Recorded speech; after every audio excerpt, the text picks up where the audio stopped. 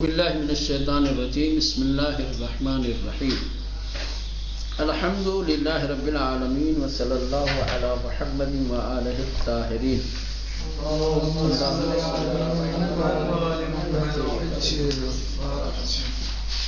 حضرت ابراہیم علیہ السلام کے مناظرات اور ستارہ پرستوں، چاند پرستوں، سورج پرستوں سے جو گفتگو اور بات چیت ہوئی ہے یہاں تک پہنچے تھے. آج جو ہے ستارہ پرستوں کے ساتھ کیا گفتگو کی ہے. ستارہ پرست جانتے ہیں، ستارہ پرست ان لوگوں کو کہا جاتا ہے جو اجرام آسمانی یعنی آسمان کے ستاروں میں سے کسی ایک خاص ستارے کی یا سب کی پوجا کرتے ہوں، عبادت کرتے ہوں، جسے الہی نظام میں کارگر سمجھتے ہوں. ٹھیک. فلما جن علیہ اللیل رأى کوكبا قال هذا ربی فلما افل قال لا احب الآفلین. فلما جن علیہ اللیل، جس وقت رات نے اپنے گھیرے میں لے لیا، جب رات چھا گئی. کس کے لیے کہہ رہے ہیں؟ حضرت ابراہیم کہہ رہے ہیں کہ جس وقت یہ حضرت ابراہیم علیہ السلام کے بارے میں کہا جا رہا ہے کہ جس وقت رات چھا گئی، رات نے ان پر غلبہ کیا. رأى کوكبا، تو کیا ہے؟ ستاروں کو دیکھا. قال هذا ربی، تو کہا یہ میرا رب ہے، یہ میرا پروردگار ہے. فلما افل، لیکن جب وہ ستارے کیا ہے غروب ہونے لگے، ڈوبنے لگے، تو قال، کہا لا احب الآفلین، کہ میں ڈوبنے والوں کو دوست نہیں رکھتا. سب سے پہلی چیز یہ ہے کہ آیات سے کا جو ظاہر ہے اس سے جو استفادہ ہوتا وہ یہ ہے کہ اس زمانے کے لوگ مخصوص ستارے کی عبادت اور بندگی کرتے تھے. تمام ستاروں کی پوجا نہیں ہوتی تھی. ویلا آسمان پر تو جدھر نظر ڈالو ستارے ستارے دکھائی دیتے ہیں. تو ایسا نہیں ہے کہ آسمان پر جتنے ستارے نظر آ رہے ہیں ستارہ پرست ہر ایک کی پرستش اور عبادت کرتے تھے نا. ان ستاروں میں سے کچھ خاص ستارے ایسے تھے جن کی پرستش کی جاتی تھی، عبادت کی جاتی تھی. حضرت ابراہیم علیہ السلام نے اس آیت کریمہ میں ستارہ پرستوں کو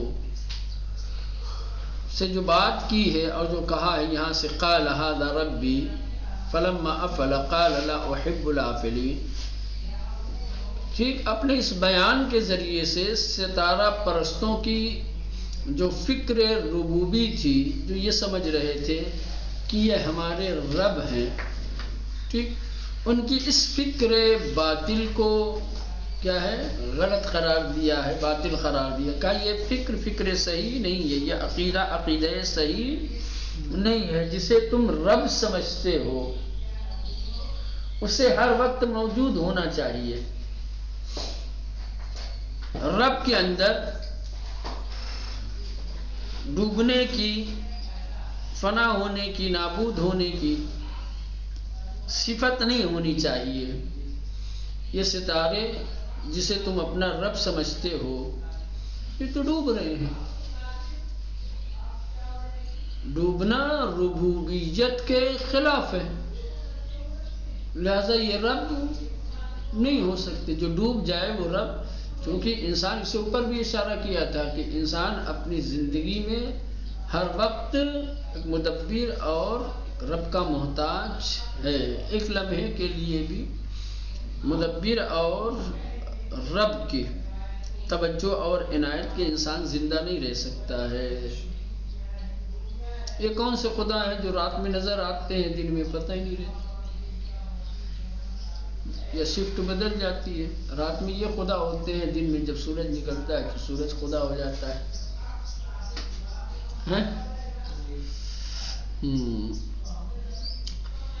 اس آیہ کریمہ میں جو جنہ آیا ہے یہ چھا جانا، کسی چیز کو چھپا لینا، مستور کرنا اس معنی میں ہے۔ فلما جن علیہ اللیل، جب رات نے پردہ کر دیا، چھپا دیا حضرت ابراہیم کو، ٹھیک چلے کہہ رہے کہ ابراہیم علیہ السلام ربوبیت ستارگان را با این بیان کے آنان غروب کر دے ور دیگرگون می شوند ابطال کر دے۔ حضرت ابراہیم علیہ السلام نے جو ستارہ پرست تھے ان کی ربوبیت کو یہ کہہ کر باطل کر دیا کہ بھائی یہ تو ڈوبتے ہیں، یہ تو غروب ہوتے ہیں۔ رب کی صفت غروب ہونا نہیں ہے، ڈوبنا نہیں ہے۔ جو ڈوب جائے، جو غروب ہو جائے وہ رب نہیں ہو سکتا۔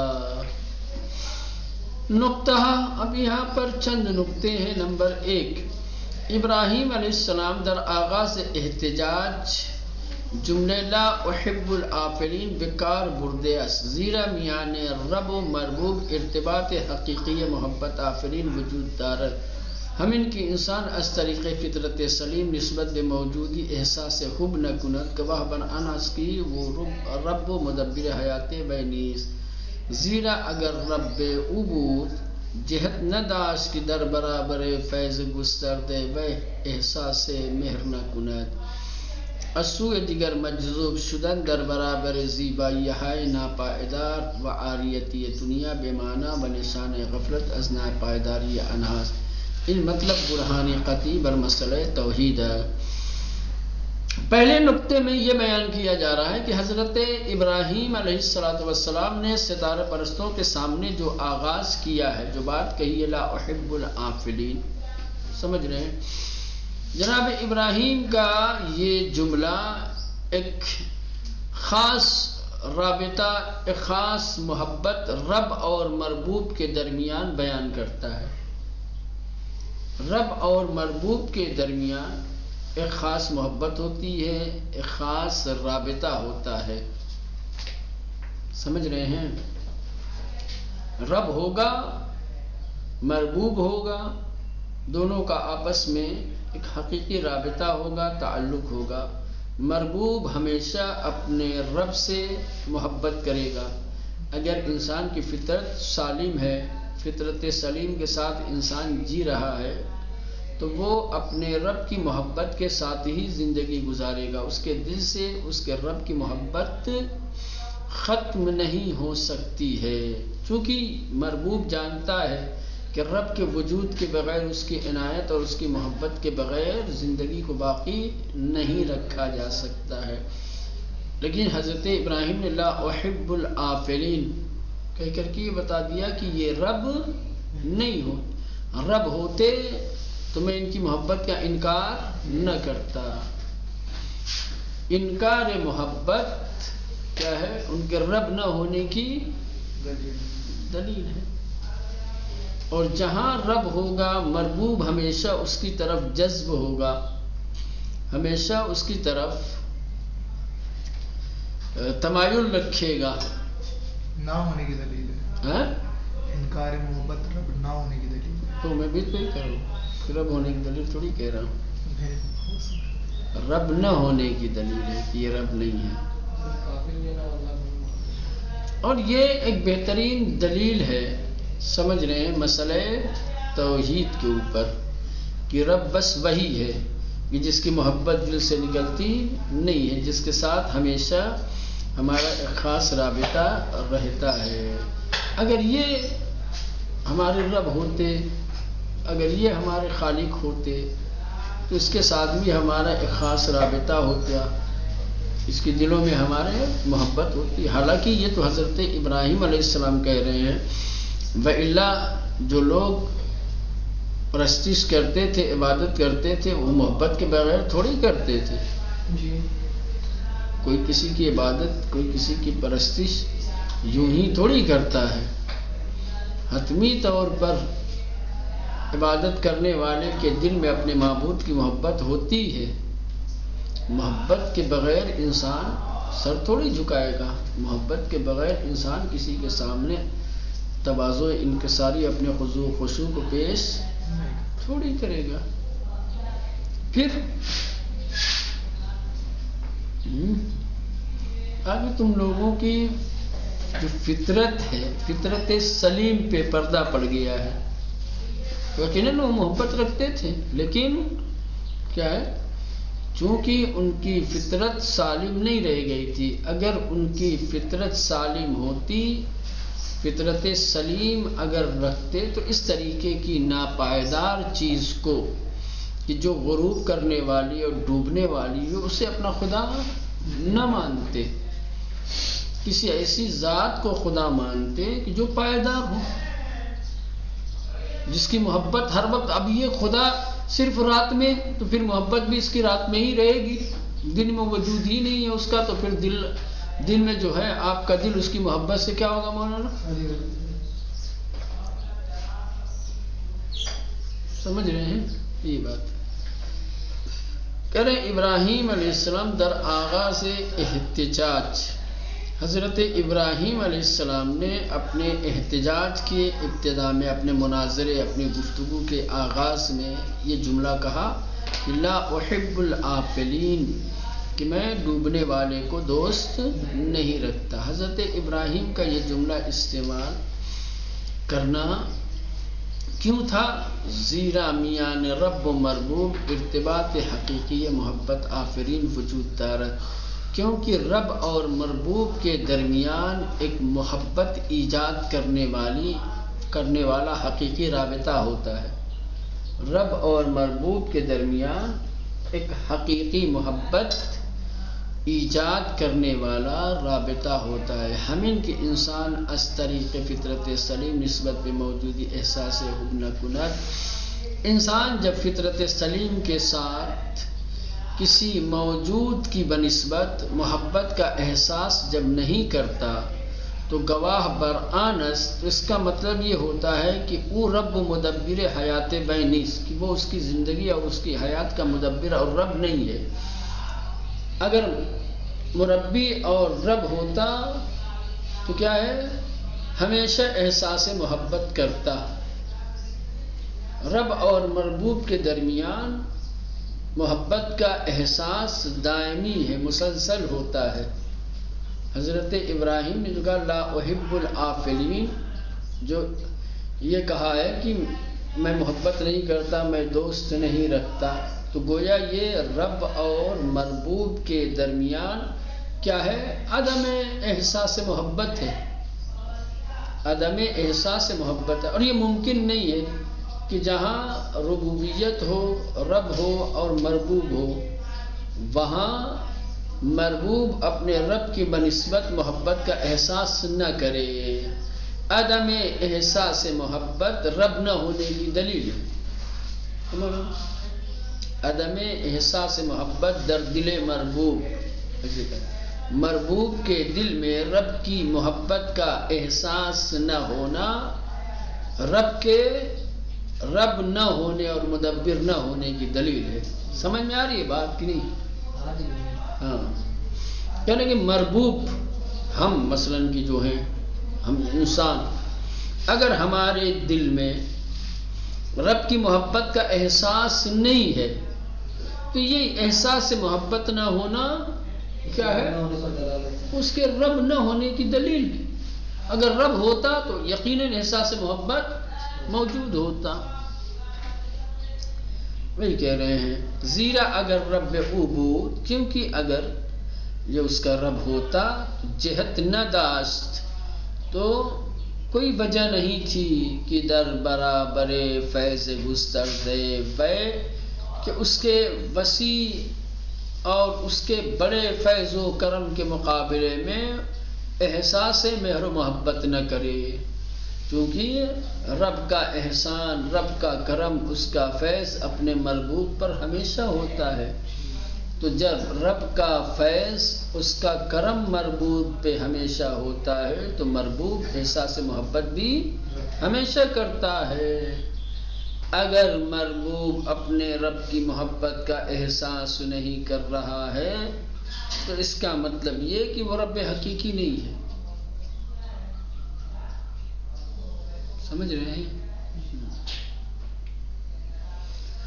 اسوء دیگر دوسری جانب مجذوب شدن در برابر زیبایی های ناپائیدار و عاریت دنیا کرے کہ دوسری طرف دنیا کی ناپائیدار اور عاریت کے طور پر ملی ہوئی زیبائی خوبصورتی اور جمال کی طرف جذب ہو جانا بی معنی و نشان غفلت از ناپائیداری انہاس، یہ بے معنی ہے اور ان کی ناپائیداری سے غفلت ہے۔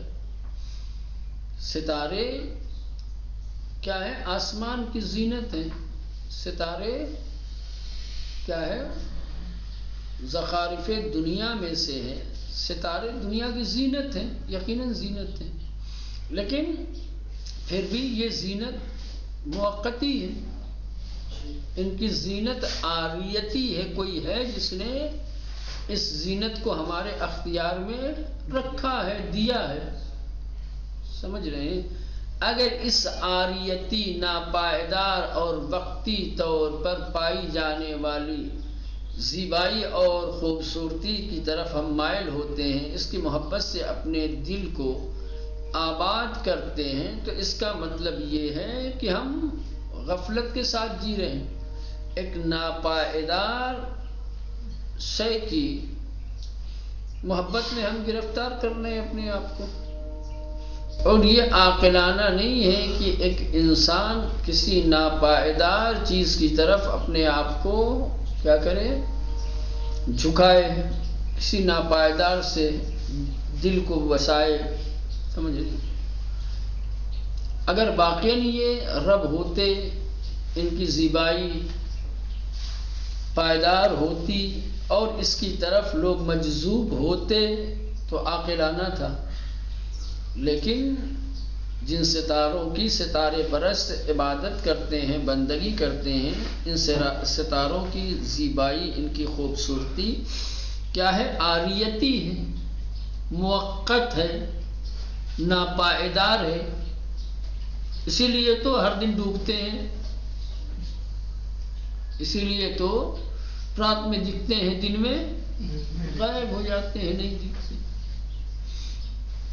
اگر واقعاً یہ رب ہوتے، واقعاً اگر یہ خدا ہوتے تو ان کی زیبائی، ان کا جلوہ موقت اور ناپائیدار نہ ہوتا، مسلسل ہوتا۔ اس کے مقابلے میں جو واقعاً ہمارا معبود حقیقی ہے، اس کا وجود ہر لمحہ ہے، ہر وقت ہے، اس کا فیض، اس کا کرم ہمارے اوپر ہر آن ہے۔ لہذا یہ مسئلہ بھی توحید کی بہترین دلیل ہے۔ اس کے بعد دوسرا، جلدی سے اس کو خط ترجمہ کر دیں، دوسرا نقطہ جو ہے کلمہ فلما در آغاز قضیہ بما قبل متصل مساجد، کہہ رہے ہیں کہ آیت میں جو کلمہ فلما آیا ہے یہ ما قبل کے قضیے سے متصل کرتا ہے، یعنی اس آیت کا رابطہ ما قبل کے آیتوں سے ہے۔ بنابر ان مناظرے بعد از صحبت ہے ابراہیم با آزر و در شب ہمون روز رخ داده است، لہٰذا یہ جو مناظرہ ہے بت پرستوں کے ساتھ، یہ آزر کے ساتھ جو حضرت ابراہیم نے بات چیت کی ہے اس کے بعد کا منظر ہے۔ یعنی حضرت ابراہیم نے، جیسا کہ اس سے پہلے کی آیتوں میں دیکھا کہ ابھی آزر سے گفتگو ہو رہی تھی، آزر سے گفتگو کے بعد اب یہ ستارہ پرستوں سے بات ہو رہی ہے، تو یہ جو ستارہ پرستوں سے بات چیت ہوئی ہے، سمجھ رہے ہیں، اس کا رابطہ قبل کی آیت سے ہے۔ کون بتا رہا ہے؟ فلما بتا رہا ہے۔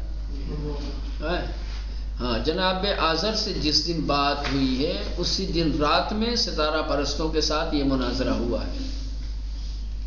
ٹھیک، وہی کہہ رہے ہیں در آغاز ان کلمہ فلما در آغاز آیا، آیت کے ابتدا میں جو کلمہ لما آیا ہے فلما قدیرہ، وہ اس واقعے کو بما قبل متصل من سازد، ما قبل کے واقعے سے کیا کرتا ہے؟ ملا رہا ہے۔ بات پہلے والی بات اور یہ بات دونوں آپس میں جڑی ہوئی ہے، ملی ہوئی ہے، بے ربط نہیں ہے۔ بنابر لہٰذا ان مناظرے، یہ جو ستارہ پرستوں کے ساتھ مناظرہ ہوا ہے بعد صحبت ابراہیم، حضرت ابراہیم علیہ السلام کی گفتگو اور اس کے باتوں کے بعد، کن کے ساتھ؟ با آزر، آزر کے ساتھ حضرت ابراہیم نے جو باتیں کی ہے اس کے بعد یہ مناظرہ ہوا ہے. ودر شب ہمن روز رخ دادے، اسی دن کی رات میں یہ واقعہ. دن میں ابراہیم سے نے جناب ابراہیم نے آزر کے ساتھ گفتگو کی ہے جس دن، اسی دن رات میں ستارہ پرستوں سے گفتگو کی. ضمن مناظرہ با ستارے پرستان، ماہ پرستان و خورشید پرستان بے ترتیب و یکی پس از دیگری اتفاق افتاد. ضمن یہ بات بھی آپ کو بتا دیں کہ ستارہ پرستوں کے ساتھ، ماہ پرستوں کے ساتھ اور خورشید پرستوں کے ساتھ جو گفتگو ہوئی ہے، جو مناظرہ ہوا ہے، یہ سب بالترتیب ہے، یہ کے بعد دیگرے. اب یہ ستارہ پرستوں کے ساتھ تھا مناظرہ، اب آ جائے گا مولانا اس کے بعد چاند ستاروں کے، چاند پرستوں کے، ماہ پرستوں کے ساتھ مناظرہ. اس کے بعد پھر رات ڈھل جائے گی، دن نکلے گا، سورج نکلے گا، تو پھر گفتگو اور مناظرہ ان کے ساتھ ہوگا.